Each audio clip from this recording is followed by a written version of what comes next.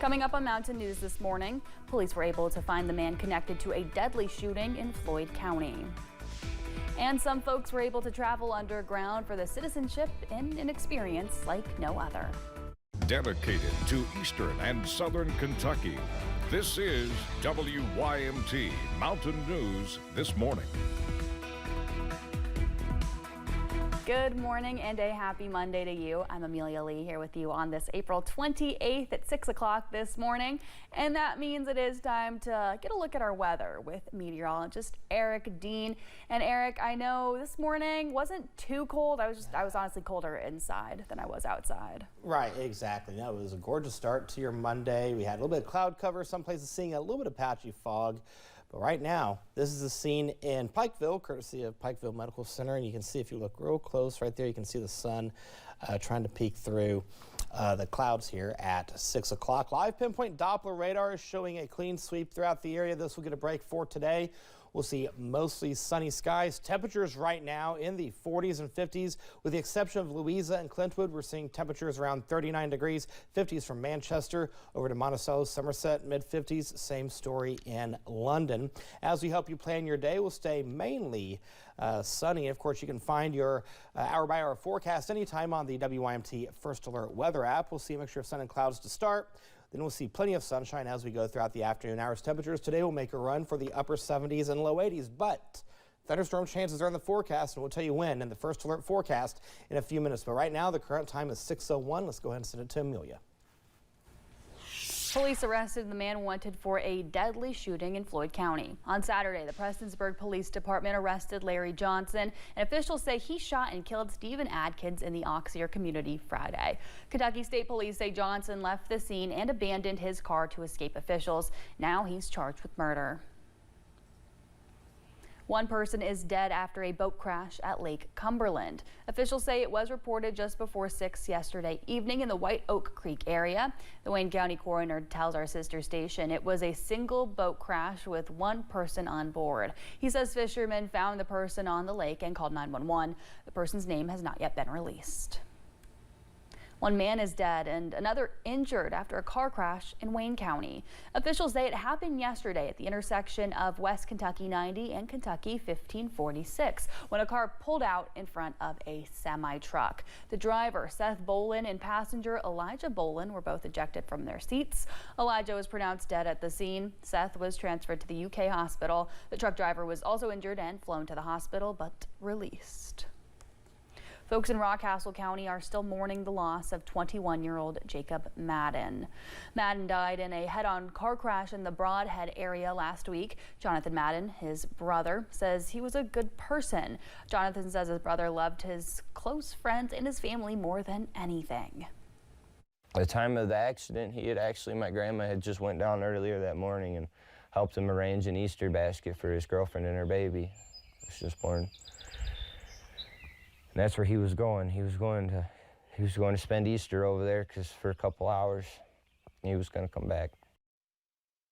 Jonathan says that it's been a hard time for everyone involved. He also says Jacob impacted everyone he met. An Eastern Kentucky County clerk has admitted to serious money mismanagement in his office. Brian Crow resigned as the Estill County clerk last year, and Friday he pleaded guilty to criminal charges. Crow's attorney spoke to us about what led up to the problems in the office. WYMT's Phil Pendleton has more. Brian Crow stood inside the Estill County courtroom, ready to admit to what he'd done. Made no bones about it. He was sort of, as I said, numb to his office, indifferent to his office after the two events that happened. Tom Jones says two horrific events impacted Brian Crow's performance as county clerk. And then he has a son that's electrocuted in front of him that he gives CPR to.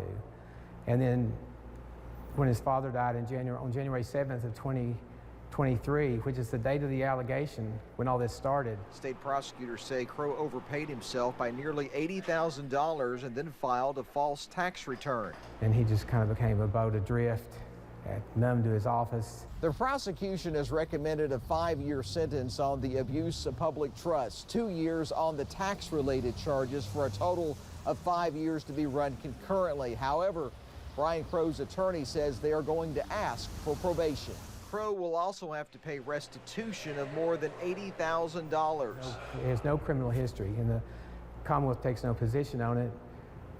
The statute says the judge shall consider probation. He has no criminal history, and there's an explanation for what happened. Despite that defense, the Attorney General says the actions of the road clerk betrayed the trust Kentuckians place in their elected officials.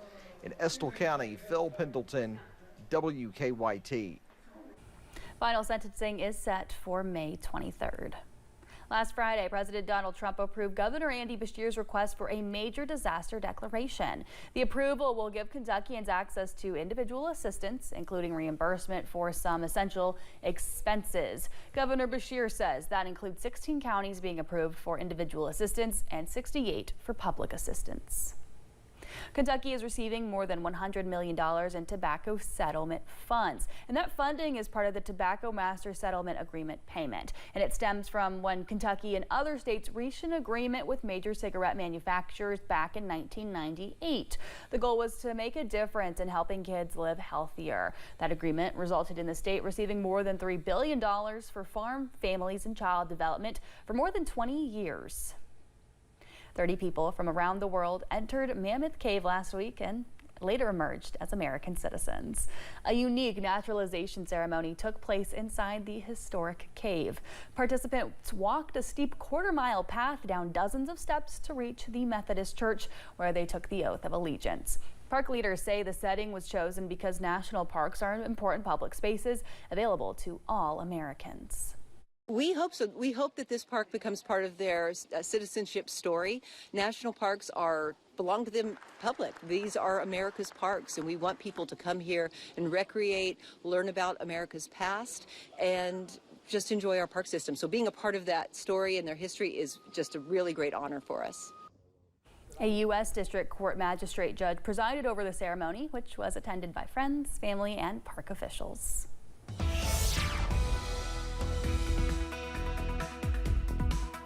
All right, current time is now 6:07. Let's go ahead and get you out the door with a look at live pinpoint Doppler radar. All is quiet throughout eastern Kentucky. And again, this will get a break as we go throughout your Monday. Temperatures right now in the 40s and 50s, upper 30s near Louisa, 40s from Hazard to Logan, and then 50s from Manchester down to Monticello. So here's the dress forecast for today. It's going to be a t-shirt, shorts, and sandals type forecast. We'll see temperatures around 81 degrees. We'll see mostly sunny skies. We'll see a light south-southwesterly wind around 5 to 10 miles per hour. Now, as we go throughout the week, we'll see thunderstorm chances start to ramp up. We'll talk about that coming up in the first alert forecast in a few minutes. Amelia.